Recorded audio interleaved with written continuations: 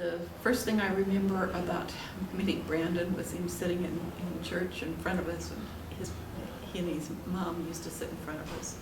And he turned around one day and pulled up his shirt, and he had drawn a picture on his stomach. And we laughed.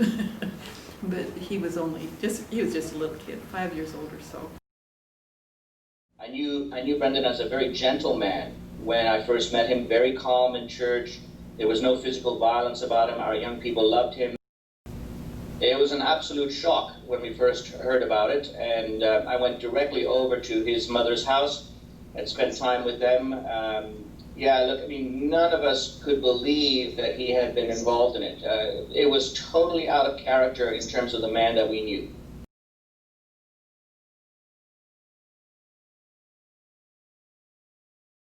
You know, at the time, I remember thinking that he was just a kid. He acted like a kid, and now, as a psychologist looking back, I think even more so how in over his head this kid was. He was contrite. He was regretful. He absolutely felt horrible. I met Pastor Hetzel in Waco County Jail. He was coming up there ministering to people.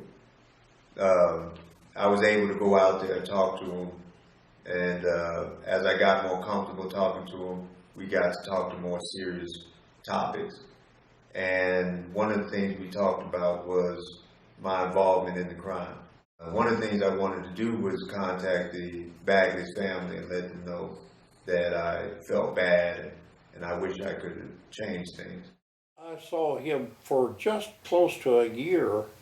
As long as he stayed there. He had only been there just a few days when he asked to see me. And I saw him once a week. He was very sincere in his regret for what had happened. As being an accomplice, he believed that he deserved what he was going to get. That was before he went to trial.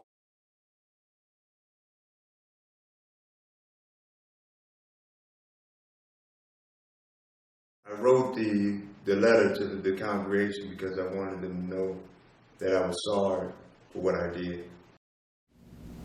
The letter expressed regret, remorse. It expressed some ideas of how he got to that place, and he just wanted to have the church continue to love him and care for him. And I wanted them to, I don't know if I want to say that I wanted them to forgive me, but I wanted them to know that all the time and all the love and everything that they invested in me was not being squandered. And that even though I was in the situation I was in, I was still going to continue to try to improve on myself and be a better person.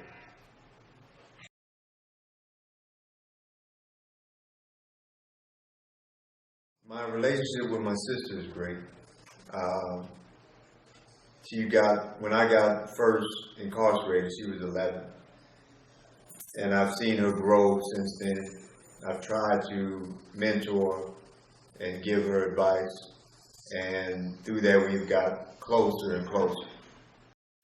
Just our relationship, I think personally, is much better than it was before when I was younger. Because I didn't really understand or, I just, at the time, it was like, oh, I know you're my oldest brother. But now it's like, okay, I know you're my older brother and you are my good friend. You're a great friend. I feel like he does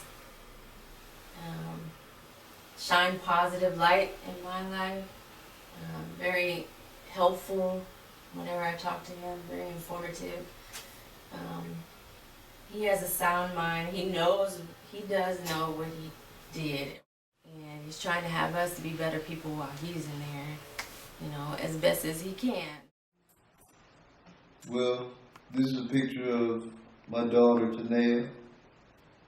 This is 2013. She was 13 at the time when she came visit. This is the first visit that she ever got to see me. So that was a real emotional visit. She was able to see my face, and also she was able to meet Kiera at the same time. So that was a good visit to have. She does a whole bunch of sport things, volleyball, basketball. I think she plays soccer too. It's everywhere. So it's really good to see her developing the way she has. This is my daughter, Kiera. This is 2013 when they came to visit. She was, I think, 14 at the time. This was the second time she came and visited me, so she had more confidence the second time around. She seemed to be able to express herself more. She's taking college prep classes and going to different colleges during the summer. And she keeps telling me about all the things she's doing, so it's really amazing to see her grow up the way she is.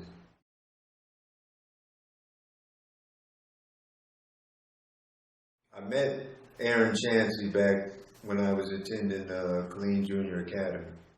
When I got locked up, I kind of lost contact with him.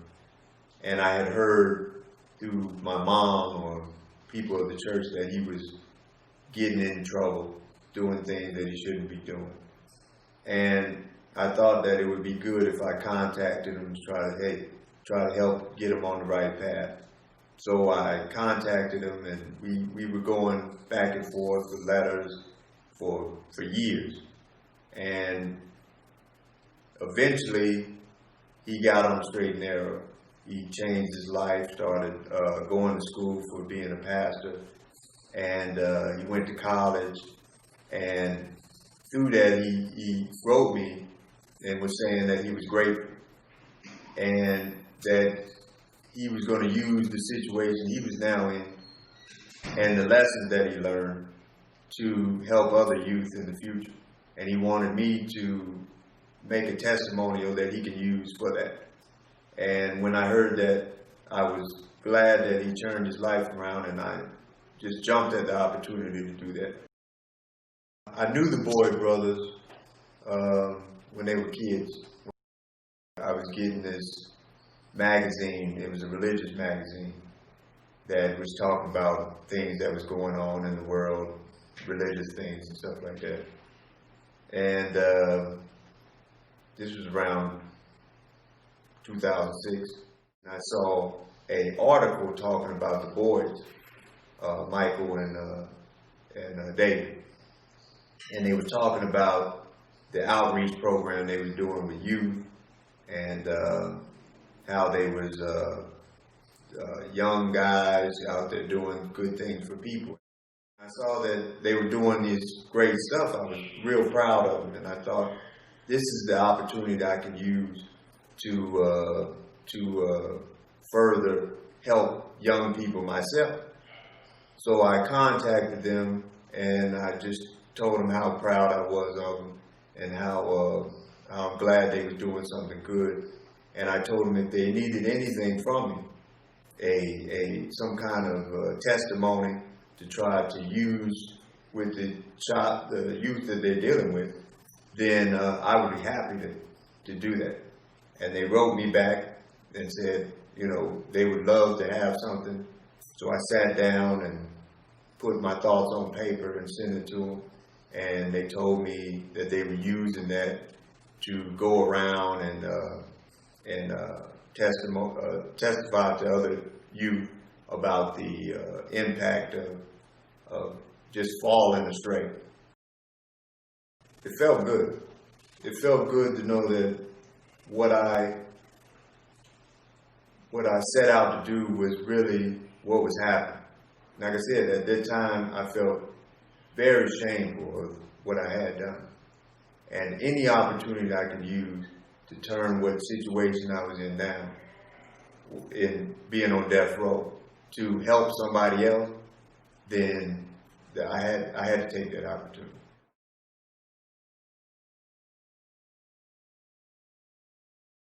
Brandon really needs to have a chance to continue his life. There's still things he can do with his life, even in prison. And the things that have happened are things that I think he can pay the price for while staying in prison. Basically, he was a good boy. I think he got off on the wrong foot with the wrong company and went along with them. He probably knew better, but didn't have the courage to stand up to it. Other than that, I think he needs another chance. I think Brandon needs a longer life to show that you can still change and you can still make a positive influence. I do feel sorry for what he done, and it's not right, and it's just a horrible thing that he done. And so I'm asking you to forgive him, but not forget. I'm not asking no one to forget what he's done. He is paying a harsh consequence also, and he's lost the rest of his life and family as well. Even though I know the other family will never get a chance and see their family again or get a chance to build a bond with their family. But I'm just coming to you and ask you to please spare his life on death row and just let him live throughout the prison. Let his daughter get to know him the best way that she knows how, the best way that he can. And just please give us that opportunity. Thank you.